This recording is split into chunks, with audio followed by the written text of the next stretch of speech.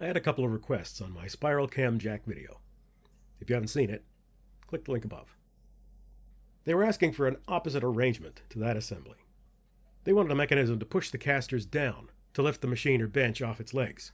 This on the face of it is a fairly simple adjustment, but there are some trade-offs for different ways of solving the problem.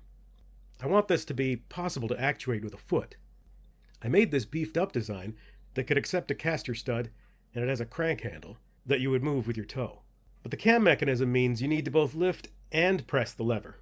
You have to crank it around, like over top dead center. That might be awkward.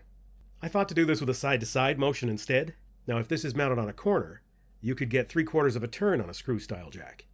To get enough travel, I came up with a 4-start thread design, and this would advance roughly 18 millimeters with every 3/4 turn. I printed a small test piece to see if it would resist backdriving.